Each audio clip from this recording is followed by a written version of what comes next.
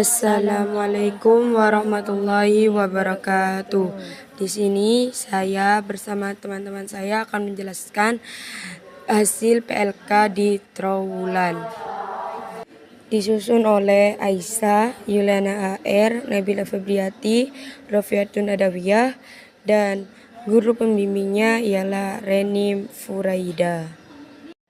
Kerajaan Majapahit diambil dari nama buah maja dari rasa pahit dari buah tersebut.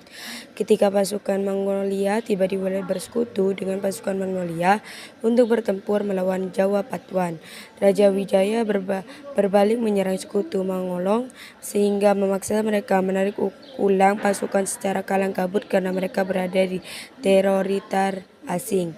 Ibu kota Majapahit di Trowulan merupakan kota besar dan terkenal perayaan besar keagamaan yang diselenggarakan setiap tahun. Agama Buddha, Siwa, dan Wisna, dan Raja dianggap sekaligus titisan Buddha, Siwa, maupun Wisnu. Walaupun batu-batu telah digunakan pada candi pada masa sebelum, arsitek Majapahit lah yang paling ahli menggunakan candi di Majapahit berkualitas baik secara geometri dengan memanfaatkan getah, tumbuhan merambat, dan gula merah sebagai perat batu bata. Contohnya seperti Candi Tikus, Candi Bajang Ratu di Trowulan, Mojokerto. Di bagian ini saya akan menjelaskan raja-raja Majapahit. Yang pertama, Raden Wijaya, Jayakartanegara, Tribuna Wijaya Tunggang Dewi, Hayam Wuruk, Wikramawardhana, Suhita, Kartawijaya, Raja Swardhana, Grisawardhana, Suprawabana, dan Dia Wijayakarana.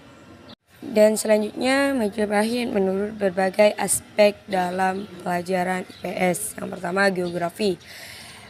Menurut geografi, beberapa penemuan candi sebagainya kekuasaan bumi antar wulan tertuang beberapa gambar oleh Dewi Durga sebagai mengenang seorang raja yang sudah meninggal hancur, yang Majapahit berada di titik satelit lumpur. Dan menurut sisi ekonomi, perputaran upeti, peniagaan atau pembayaran atau penyebaran kapal, menjual budaya atau sejarah, karena pariwisata industri besar lingkar masyarakat ketika tumbuh pariwisata memiliki potensi jual tinggi. Dan menurut sosiologi, dikenal dengan multikultur, di mana sebuah kerajaan yang memiliki berbagai budaya dan berbagai kearagaman tentang kebiasaan masyarakat yang berbeda. Dan yang terakhir, menurut sejarah. Menurut sejarah adalah menceritakan sebuah sejarah atau tragedi terjadinya kerajaan Majapahit dari masa kejayaan hingga masa keruntuhan. Dan ini adalah menurut berbagai aspek, dan saya mendapatkan sumber ini dari tulisnya langsung, yakni Bambang. Oke, di sini terdapat kolam segaran. Menurut cerita, kolam segaran digunakan sebagai tempat rekreasi dan menjamu tamu dari luar negeri. Diceritakan apabila perjamuan telah usai, maka peralatan perjamuan seperti piring, mangkok, dan sendok yang terbuat dari emas dibuang di kolam untuk menunjukkan betapa kayanya kerajaan Majapahit. Kolam segaran diasingkan di Majapahit. Penemuan perairan di kolam, fungsi lain adalah di saat tamu sudah pulang, maka peralatan yang dimasukkan di kolam akan diangkat menggunakan jaring. Namun sekarang kolam segaran tidak digunakan lagi, lebih sering dibuat jogging oleh masyarakat sekitar di pinggir kolam.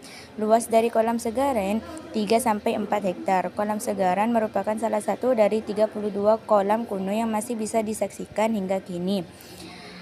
Kolam segaran juga memiliki kontribusi dalam kegiatan irigasi di masa Majapahit. Selain itu, kolam segaran dibangun menggunakan batu bata kuno yang menyimpan beribu kisah. Berikut contoh dari kolam segaran yang waktu masih terisi air di musim penghujan, dan di saat musim kemarau maka kolam tersebut akan kekeringan.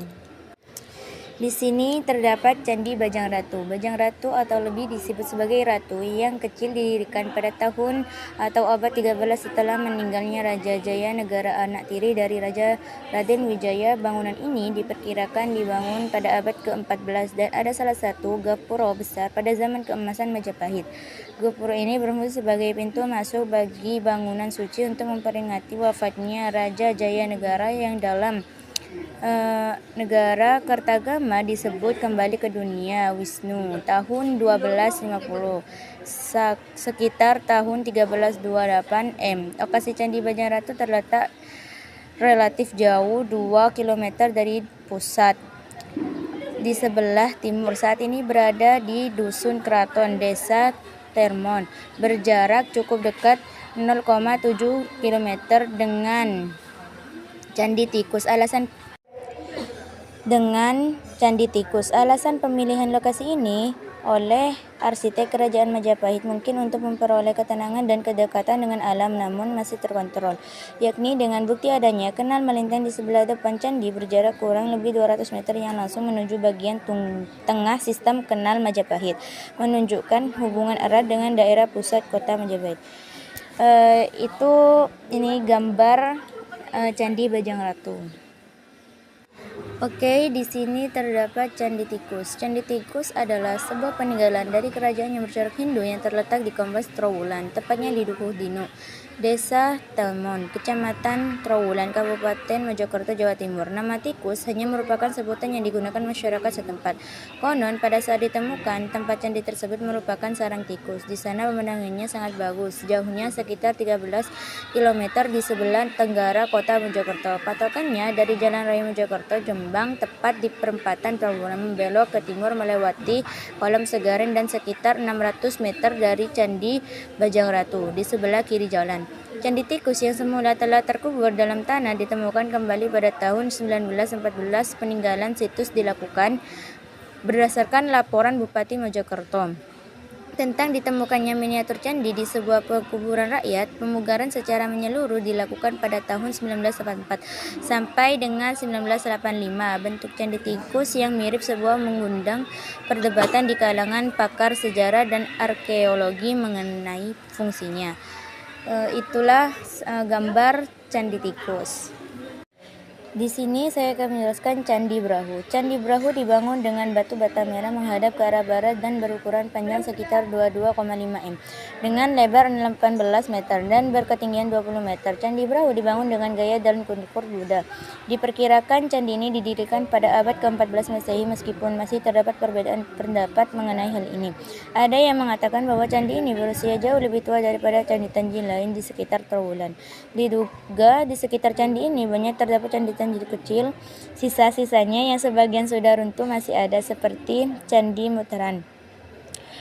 Dan saat penggalian dilakukan di sekitar candi banyak ditemukan benda-benda kuno semacam alat-alat upacara keagamaan dari